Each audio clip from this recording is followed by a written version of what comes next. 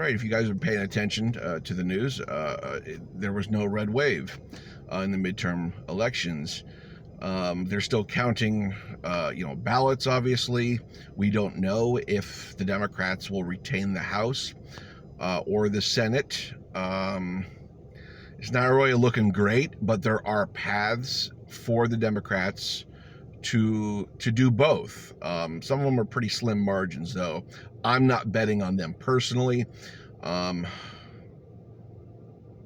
there was no red wave to be found. I'm hearing it was it looked more like a red trickle, like maybe a red puddle, like someone threw a pebble into a mud puddle and it gave a ripple. It was something like that. And the thing is, Republicans had validation to think there was going to be a red wave. That just wasn't the typical fervor. That, historically speaking, the midterms are great for the party that's not in the White House. They can look at actual data in historical trends, and, they were supposed to pick up 30 seats maybe, swing 30, 40 seats. Like, that's typical to happen in a midterm when their party's not in the White House. So they were valid to say, yeah, red wave coming. Here it is. Here we go. Because historically speaking, that has always been the case. Not this year.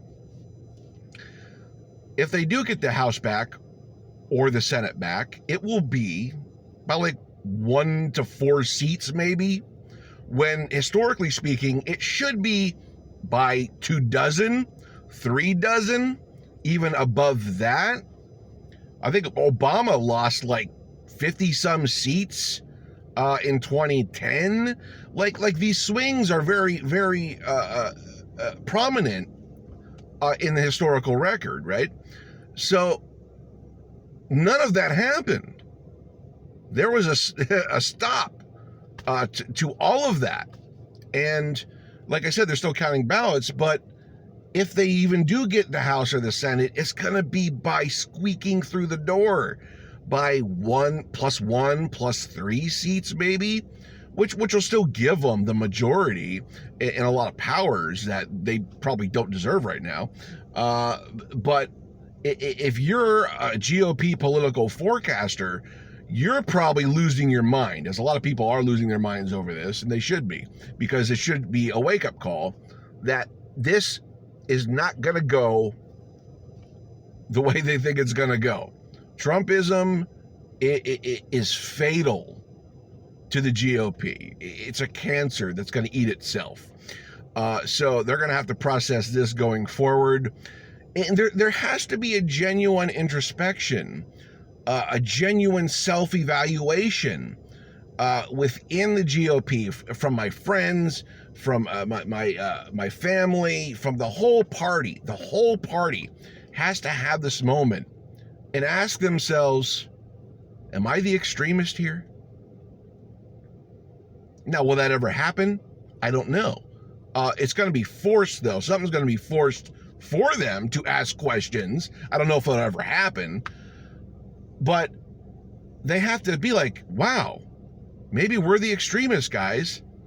Maybe taking away 167 million Americans' constitutionally protected reproductive rights was a bad move. Taking away human rights is bad in the world of politics. Maybe having an insurrection against the government, trying to end democracy as we know it, is a tad too extreme. I'll tell you one thing, Gen Z and millennials are watching, and they are the largest voting bloc in the country right now, and 60 to 70% of them are voting for Democrats. Take notes. That's what I'm saying. This introspection has to happen across the board with the GOP at all levels, because they're only getting approximately 30 to 35% of the youth vote right now, that's like 3 out of 10 Americans. You're not going to survive on that. All the gerrymandering in the world isn't going to save you guys. You have to genuinely change your platform, get some new ideas, and learn how to bring people into your party if you want to save it. Because as is, it's going down the toilet. And it should. We should flush the current GOP. It needs flushed down the toilet. I mean, when you're taking human rights away from people, that's never happened before in this country. It's literally never happened.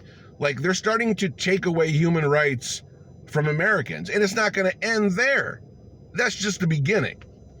Flush the GOP down the toilet. I mean, it is done. Fascism is an endpoint when you're nothing but election deniers and human rights abusers, and you target minority people like people are the problem and systems aren't the problem.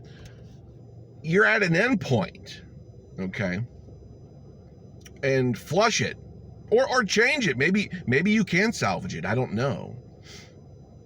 But Trumpism feels like an endpoint, and these midterm results, even though they're still developing, tells me the GOP is going down the tubes. Because 2024, it's already, I'm already forecasting a blowout. It doesn't matter if it's Biden or Harris or Bernie or Pete Buttigieg. I don't even care. Put a bucket and a mop up there on stage. It's going to get voted against Trumpism. It doesn't matter. Trumpism is absolutely despicable. It can't win. And there is no red wave. So it's up to the GOP to have genuine introspection and evaluation, or just continue to double down. What do you think they're going to do? What have they done in the past? I don't think I need to even answer that. But if you would love to, leave me a comment down below. Tell me what you're thinking about that and the midterms in general. What are your thoughts?